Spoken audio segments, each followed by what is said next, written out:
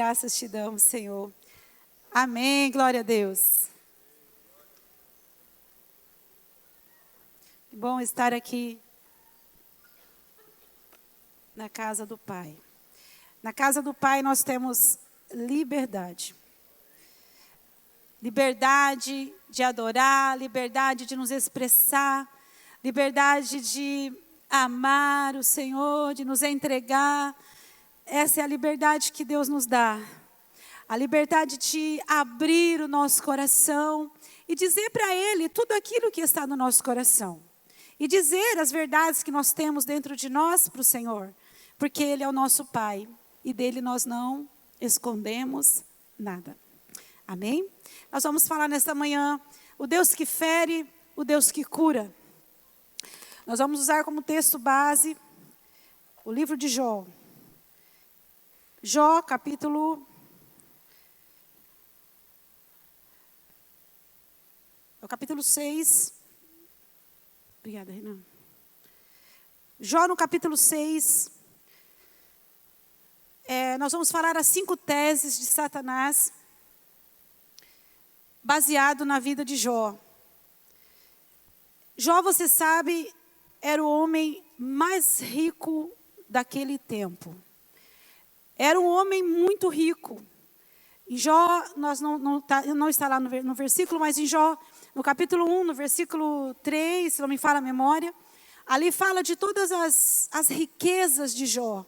Jó era um homem muito rico. Era o homem mais rico daquele tempo. E ele tinha família abençoada, filhos abençoados, muito próspero. Jó era um homem muito feliz. Jó era um homem muito abençoado. Era um homem muito próspero. Mas uma das coisas que chama a nossa atenção e o diagnóstico que Deus faz a respeito de Jó é que Jó era um homem íntegro. Além de ser rico, além de ter uma família abençoada, filhos abençoados, ele era um homem íntegro. Ele era um homem fiel.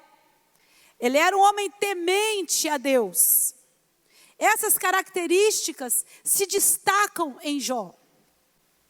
E isto chamou a atenção de Satanás. Então, Satanás, vendo toda aquela alegria de Jó, prosperidade de Jó, tudo aquilo que Jó tinha, chamou a atenção dele para querer usar algumas teses de que Jó servia a Deus porque ele era rico. Jó, ele usa neste texto 5 teses, mas ele usa 5 situações e 5 áreas da nossa vida que também serve para nós entendermos que da mesma maneira que Satanás, ele chegou na presença de Deus para usar essas teses, para usar essas coisas, para acusar Jó, ele também faz isso para dizer a respeito de nós. Então, ele usa as finanças, ele usa os filhos, ele usa a esposa, ele usa os amigos, ele usa a saúde. Pensa comigo. Finanças é importante para nós? Sim ou não? Quem acha que finanças é importante? Levante a mão. Tem gente que não acha. Tá bom, então, fica pobre. Finanças é importante. Finanças é importante porque se a gente não tiver dinheiro, a gente não vive. Pastora, mas o dinheiro é mau. O dinheiro é ruim. Quem acha que dinheiro é mau? Levante a mão. Quem acha que dinheiro é bom? Levante a mão. Dinheiro é bom. O que é ruim, então? O amor ao dinheiro. O apego apego ao dinheiro. Isso é ruim, isso é do mal. Mas o dinheiro, nós precisamos dele. Nós temos que saber usar. É lógico, é óbvio. Agora, outra coisa, os filhos são importantes? Quem tem filho aqui, levante a mão. Seus filhos são importantes? São especiais? São. Outra coisa, a sua saúde é importante? Sim. Seus amigos são importantes? Quem é casado, seu cônjuge é importante? Sim. Todas essas áreas são importantes na nossa vida. E veja que essas 5 áreas ele usa como uma tese para dizer que Jó não era fiel coisa nenhuma. Para dizer para Deus, para insultar a Deus, que Jó, imagina, isso aí é balela, ele não é fiel. Ele só é fiel porque ele tem. Ele só é íntegro porque ele tem um dinheiro, porque ele tem riqueza, porque ele tem bois, porque ele tem ovelhas, ele tem chácaras, ele tem fazendas. Ele tem filhos bons, abençoados. Jó tinha 7 filhos e 3 filhas. E uma coisa que Jó tinha eram filhos unidos. Não eram filhos dispersos. Eram filhos unidos. Ele não tinha os filhos dispersos, não. Mas era porque ele tinha riqueza que ele tinha filhos unidos? Não. Porque a riqueza não une filhos. Pelo contrário, muitas vezes a riqueza desune. Porque muitas vezes o filho fica com interesse na herança e fica assim, a hora que o pai morrer, eu que vou ter mais, a parte do bolo vai ser maior minha. A maior fatia vai ser minha. Aquela fazenda lá vai ficar para mim. Já fica querendo repartir as coisas. Então, riqueza cai por terra. Não era isso que mantinha os filhos unidos de Jó. Sabe o que mantinha os filhos de Jó unidos? No versículo, acho que 4, se eu não me engano, fala assim que Jó, ele intercedia pelos seus filhos. Jó, ele se levantava de madrugada para orar pelos seus filhos. Então, o que é que mantinha isso na vida dele? Não era riqueza, não era nada disso. Era a confiança dele em Deus. Vamos ler o texto. Certo dia, os anjos vieram apresentar-se ao Senhor. E Satanás também veio com eles. O Senhor disse a Satanás, de onde você veio? Satanás respondeu ao Senhor, de perambular pela terra e andar por ela. Disse então o Senhor a Satanás. Olha quem, foi Deus que disse. Reparou em meu servo Jó? Não há ninguém na terra como ele, irrepreensível. Isso era Deus que estava falando de Jó, não era Jó que estava falando dele mesmo, não. Era um diagnóstico que Deus estava fazendo de Jó. Não há ninguém na terra como ele é irrepreensível. Íntegro, homem que teme a Deus e evita o mal. Não era perfeito, ele evitava o mal. Será que Jó não tem razões para te temer? Respondeu Satanás. Acaso não puseste uma cerca em volta dele, da família dele, tudo que ele possui? Tu mesmo tens abençoado tudo que ele faz, de modo que os seus rebanhos estão espalhados por toda a terra. Mas estende a tua mão e fere tudo que ele tem, e com certeza ele te amaldiçoará na tua face. O Senhor disse a Satanás, pois bem, tudo o que ele possui está nas tuas mãos, apenas não toque nele. Pode prosseguir. No outro dia, os anjos vieram apresentar-se ao Senhor novamente, e Satanás também veio com eles para apresentar-se. O Senhor perguntou a Satanás, de onde você veio? Satanás respondeu ao Senhor, novamente, estou perambulando pela terra, é o que eu faço. É o meu currículo. Disse então o Senhor a Satanás, reparou em meu servo Jó? Não há ninguém na terra como ele, irrepreensível, íntegro, homem que teme a Deus e evita o mal. Ele se mantém íntegro, apesar de você me haver instigado contra ele para arruiná-lo sem motivo. Pele por pele, respondeu Satanás. Um homem dará tudo o que tem por sua vida. Estende a tua mão e fere a sua carne e os seus ossos, e com certeza ele te amaldiçoará na tua face. O Senhor disse a Satanás: pois bem, ele está nas tuas mãos, apenas poupe a vida dele. Vamos ver aqui, se você quiser também deixar a sua Bíblia aberta no livro de Jó, você pode deixar que nós vamos fazer alguns passeios neste livro. Perceba aqui, nós vamos ver aqui as duas primeiras teses de Satanás. Pode pôr a primeira. Ninguém ama mais a Deus do que ao dinheiro. Ninguém ama mais a Deus do que o dinheiro. Isso é a tese de Satanás. Olha o que aconteceu com Jó. Depois que ele libera, que ele é liberado, o que aconteceu? Certo dia, quando os filhos e as filhas de Jó estavam num banquete, eles estavam todos juntos, comendo e bebendo vinho na casa do irmão mais velho, um mensageiro veio dizer a Jó: os bois estavam arando e os jumentos estavam pastando por perto, quando os sabeus os atacaram e os levaram embora. Mataram a espada os empregados e eu fui o único que escapou para lhe contar. Enquanto ele ainda estava falando, chegou outro mensageiro e disse: fogo de Deus caiu do céu e queimou totalmente as ovelhas e os empregados. E eu fui o único que escapou para contar para você. Enquanto ele ainda estava falando, chegou outro mensageiro e disse: vieram caldeus em 3 bandos, atacaram os camelos e os levaram embora, mataram a espada os empregados, e eu fui o único que escapou para contar para você. A primeira tese diz que ninguém ama mais a Deus do que o dinheiro. É verdade? Será que isso foi verdade na vida de Jó? Ele perdeu todas essas coisas. Enquanto num dia só, foi perdido todas as coisas. Financeiramente, Jó estava derrotado. Não tinha mais finanças. Não tinha mais as ovelhas. Não tinha mais os empregados. Consumido financeiramente.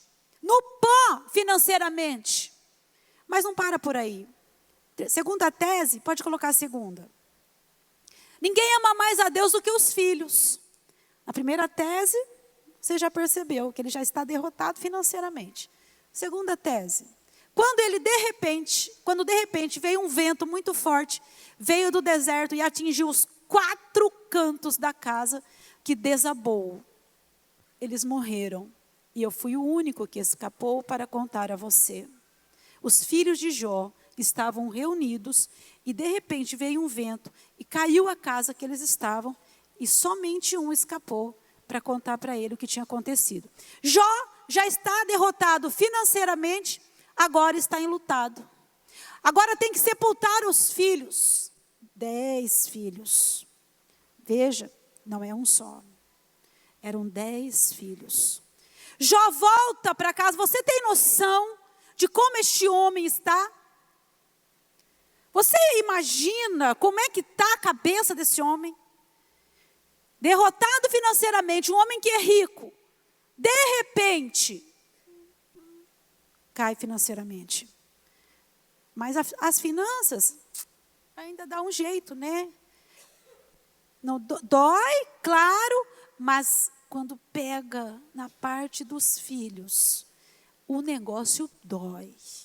Porque ele estava simplesmente sepultando 10 filhos.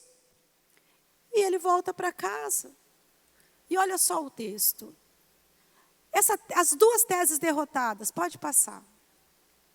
Ao ouvir isso, Jó levantou-se, rasgou o manto, rapou a cabeça, então prostrou-se com o rosto em terra.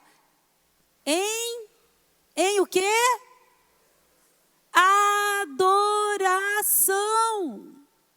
Jó se prostra em adoração e disse: saí nu do ventre da minha mãe, as finanças não me dominam, e nu eu partirei. O Senhor deu os meus filhos, o Senhor levou.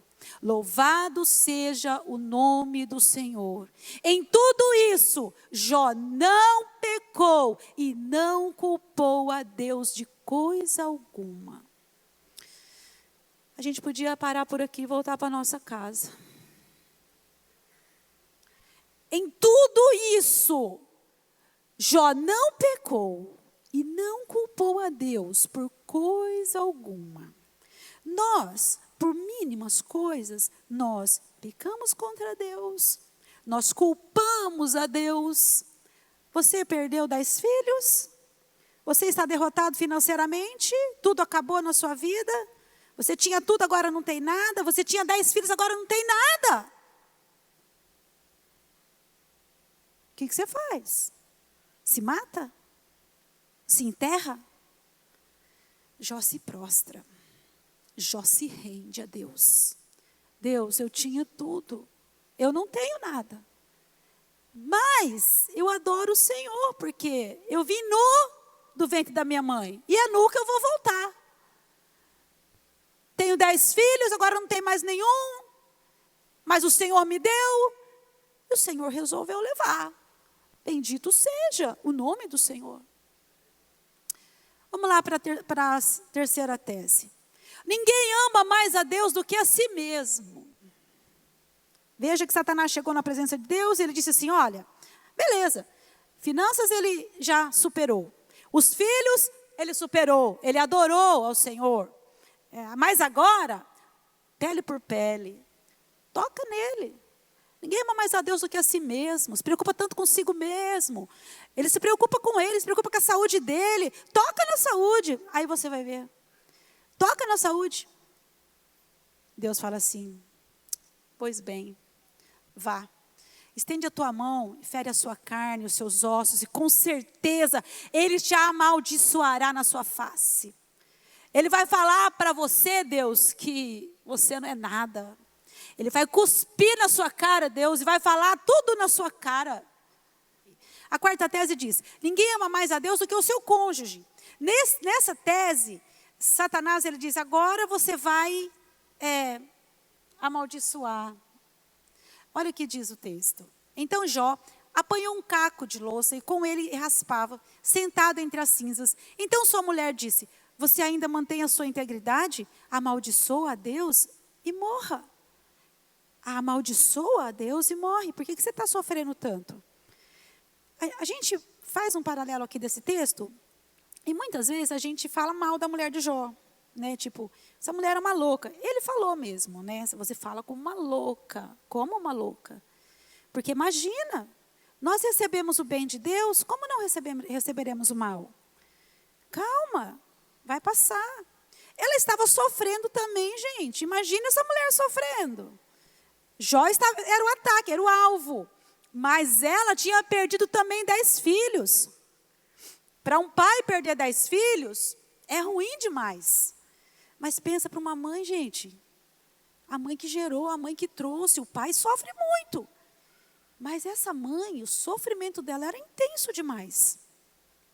E ainda vendo o marido sofrendo. Ainda estando ali junto, sofrendo. Ela não aguentava mais ver o sofrimento daquele homem. Então ela fala, eu acho que não dá mais. Tá difícil demais. Então eu acho que é melhor você morrer. Porque está difícil a vida. Está muito ruim. Então, acho que era melhor você partir. Porque pelo menos o sofrimento vai ser menor. Sabe aquele negócio, eu vou partir, eu vou para a glória mesmo, estou salvo, então vai ser melhor. Mas ele fala, não. Nós recebemos o bem de Deus. Como é que nós vamos receber o mal? Pode passar de novo. Ele respondeu assim, você fala como uma insensata. Aceitaremos o bem dado por Deus e não o mal? Em tudo isso, Jó não pecou com seus lábios. Em tudo isso, tanto na saúde, como também essa tese foi derrotada. Essas duas teses foram derrotadas, tanto na saúde, como com a esposa, também foi derrotada. Agora vamos ver a quinta tese.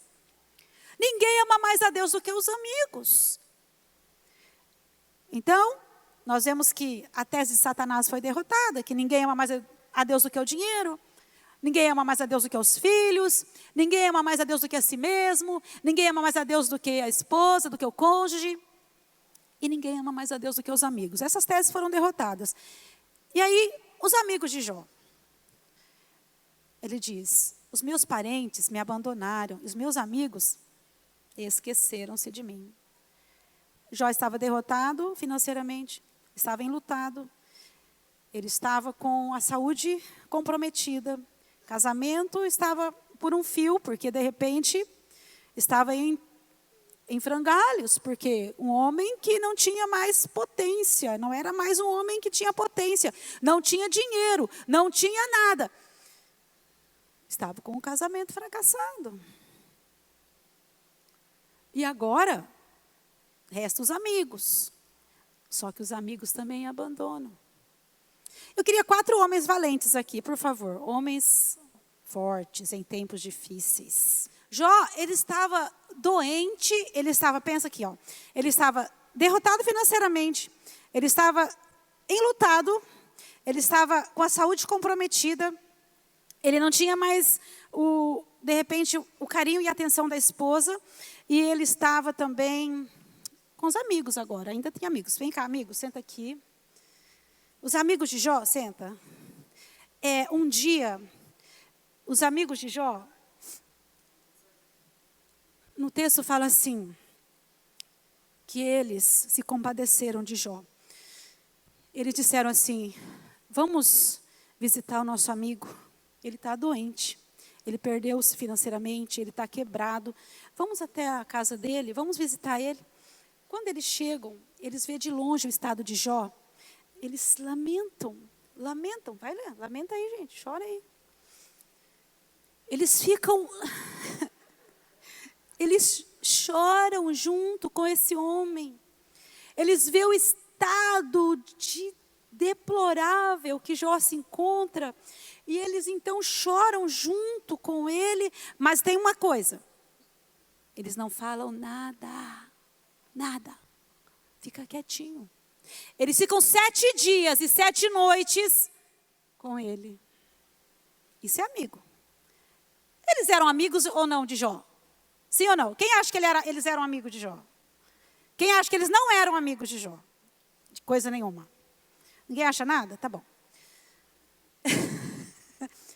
Gente, alguém aqui tem um amigo assim? Que vai na sua casa, que chora com você? Que fica quietinho quando você tem que ficar calado? Eles ficaram 7 dias, 7 noites, não abriram a boca. Ficaram bem quietinhos. Só que depois, eles falaram um monte de besteira. Enquanto eles estavam quietinhos, estava tudo certo. Estava tudo bom. Porque eles estavam enlutados, não era hora de falar, não era hora de ficar acusando, não era hora de condenar, não era nada. Era hora de ficar quietinho e sofrer junto. A palavra fala assim, chore com os que choram, sofra com aqueles que sofram, muitas vezes, calado. Porque o silêncio fala mais alto do que muitas palavras.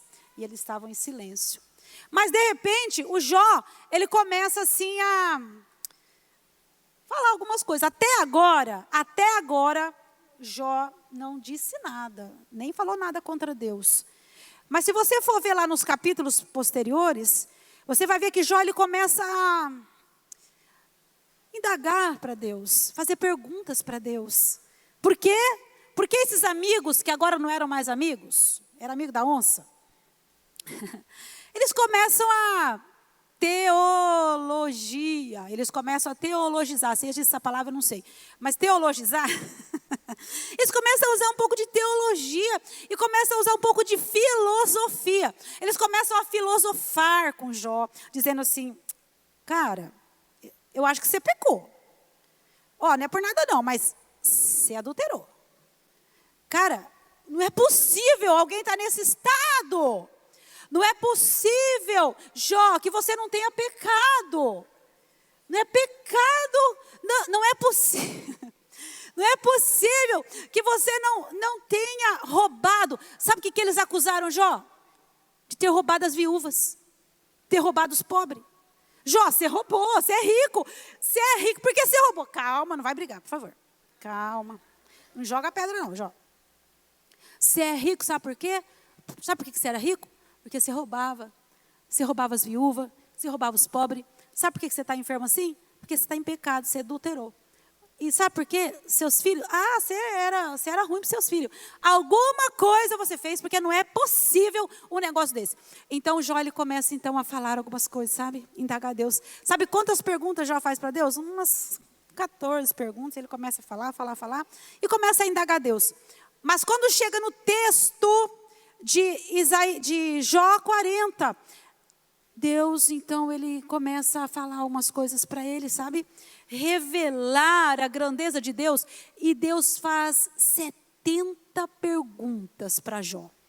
70 perguntas. E ele começa a falar, a perguntar: ô Jó, onde é que você estava onde é que eu estava quando você foi criado? Você sabe, Jó?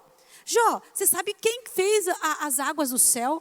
Ô Jó, você sabe por acaso quem que colocou as colunas no céu para sustentar tudo isso? Por acaso você conhece, Jó? E ele começa a apertar Jó. Começa a apertar. E Jó vai diminuindo. De todas aquelas perguntas que ele faz para Deus, ele começa a diminuir. E no capítulo 42 ele fala assim: oh Deus, o Senhor tudo pode fazer. Eu bem sei que o Senhor tudo pode. E que nenhum dos seus planos serão frustrados na minha vida, Deus. Deus, eu sei que o Senhor tudo pode. O Senhor é o Deus que tudo vai fazer.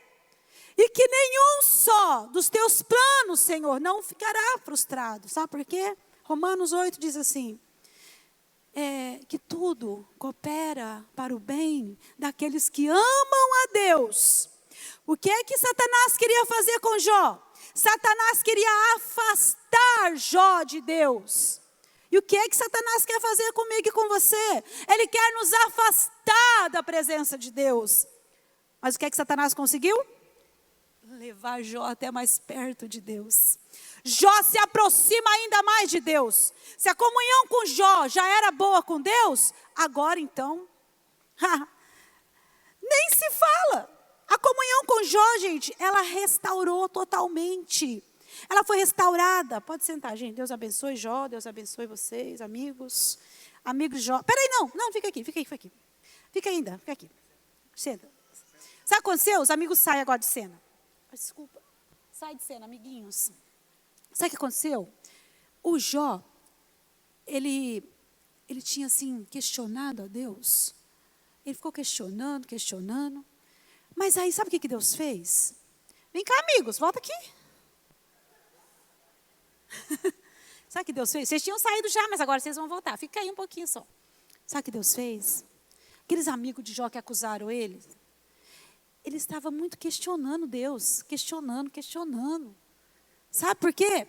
Aquelas palavras, espadas, espinhadas que esses amigos falaram, meio que cravaram o coração de Jó. Pensa que não? Você tem um amigo que fala assim para você, você vai ficar contente? Você vai falar assim: ai, como é amigo bom você, falando tudo isso para mim que eu roubei. Ai, como seu amigo verdadeiro falou que eu adulterei, que legal. Você vai ficar feliz com alguém que fala um monte de mentiras a seu respeito? Com certeza o coração de Jó estava magoado, estava ferido, por isso que ele fere. Alguém ferido, fere também. Então, aliás, ele era homem, ele não era Deus, ele não era anjo, ele era homem. Mas Deus queria restaurar a sorte desse homem. Deus queria fazer algo bom na vida desse homem. E sabe o que Deus faz? Vai lá, toca naqueles homens e fala assim: escuta aqui, ó, seus amigos. Vai lá e vai pedir para Jó orar para vocês. Jó vai orar para vocês. Vai lá. E os amigos vêm, desce no pó. Ô Jó, pelo amor de Deus, ora para nós aí, cara. Perdão aí, amigo. Perdoa. Ele está endurecendo o coração, ó. Ele está endurecendo o coração. Aí, Jó levanta e ora pelos amigos. Tá bom, então eu oro por vocês, né? Ah, Deus fez uma hora no meu coração, Deus orou, Deus fez algo na minha vida, orou, e Deus restaurou e fez algo novo. Amém. Pode ir, Jó, pode ir todo mundo. Sabe o que aconteceu nesse momento? Nessa hora, Deus virou o cativeiro de Jó. Enquanto Jó estava questionando, enquanto Jó estava ali questionando, sabe? Enquanto Jó estava no campo do lamento, no campo da defesa, porque ele queria defesa. Era a defesa dele de ficar falando um monte de coisa. Enquanto, aqui ó, Luiz, volta aqui para mim. Enquanto ele estava se defendendo, se autodefendendo, nada acontece. Mas quando ele sai do campo da defesa e entra no campo da oração, ele entra no campo da intercessão, ele intercede por esses amigos, o negócio vira. Vira. Sabe o que aconteceu? Lá no capítulo 42, eu queria muito que você acompanhasse comigo para a gente encerrar. Essa palavra é linda demais.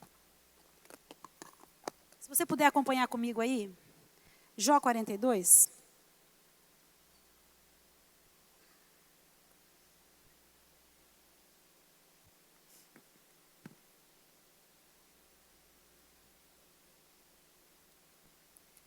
Jó 42 fala que Deus restituiu tudo na vida de Jó em dobro. Ó, no 42, versículo 9 fala: então Elifaz, que era da região de Temá, Bildade, que era da região de Sua, e Zofar, que eram os amigos de Jó, que era da região de Naamá, foram e fizeram o que o Senhor havia mandado. E ele aceitou a oração de Jó. Deus ouviu a oração de Jó.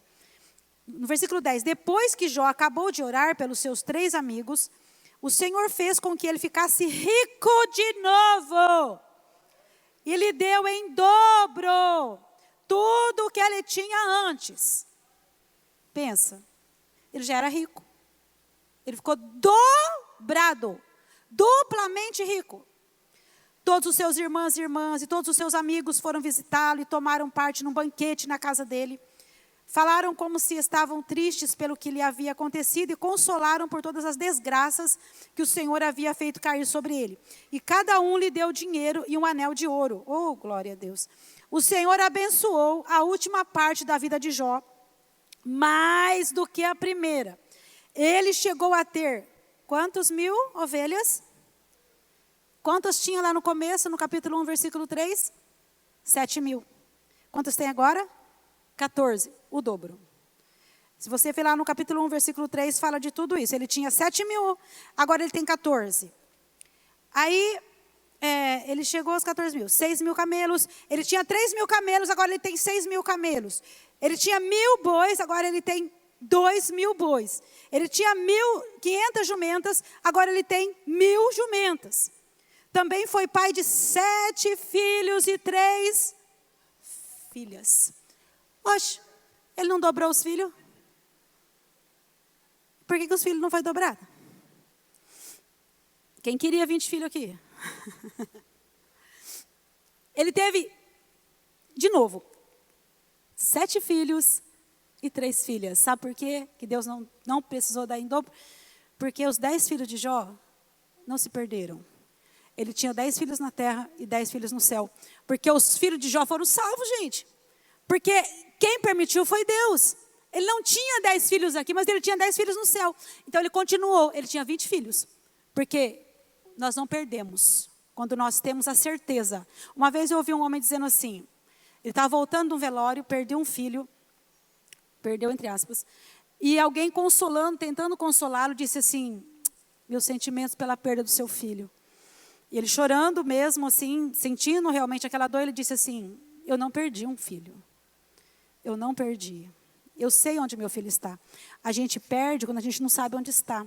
Quando é uma ovelha que morre, ou um cachorro que morre, você sabe que perdeu. Mas um filho não. Ele não está perdido. Meu filho, eu sei onde ele está, eu sei com quem ele está com Jesus. Então eu não perdi meu filho. Esses filhos não foram perdidos. Esses filhos estavam com Jesus. Eles não estavam perdidos, gente. Aqui no versículo fala assim, para a gente encerrar, que os planos de Deus, eles não vão ser frustrados. Eles não vão ser frustrados, não. só para a gente concluir. Uma vez um menininho de 4 aninhos estava passeando com seu pai. E criança de 4 anos, você sabe, né? Eles são pós-doutorado em perguntas difíceis. Eles têm doutorado e pós-doutorado em perguntas difíceis. E esse pai, caminhando com o filho pergunta assim: pai, como é o tamanho de Deus? E o pai fica meio sem saber o que responder. E agora? Como é que eu vou falar para esse menino de 4 anos qual é o tamanho de Deus? Ele não responde nada, fica quieto. De repente, esse pai escuta o som de um avião muito turbinado, bem longe. Um avião passando bem longe. E ele olha para o menino e fala assim: filho, tá vendo aquele avião lá em cima? Ah, tô, pai. Que tamanho é aquele avião? Ah, pai, é pequeno. É pequeno aquele avião. E ficou por aí. Aí o pai levou ele até o aeroporto. E falou assim, pôs ele bem perto daquele avião bem grande, cabia 400 pessoas, aquele turbinadão assim. Ele falou assim: filho, que tamanho é esse avião? Pai, é muito grande. E ele fala: filho, sabe, quando você viu esse avião lá no céu, lá em cima, ele era bem pequeno, não era? Porque estava longe. Agora você está bem perto. Olha como ele é grande. Sabe, filho, quando a gente está perto de Deus, Deus é grande. Quando a gente se aproxima de Deus, Deus é grande. Mas quando você está muito longe dele, ele é muito pequeno, filho. Ele é muito pequeno. Os seus problemas se tornam grandes demais.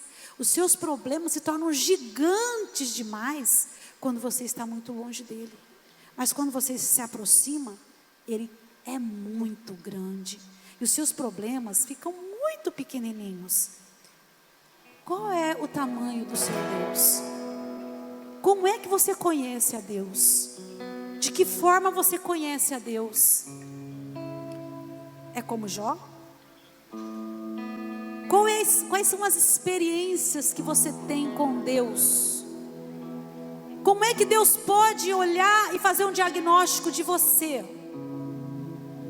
Se hoje Satanás chegar na presença de Deus e falar: observaste, meu filho?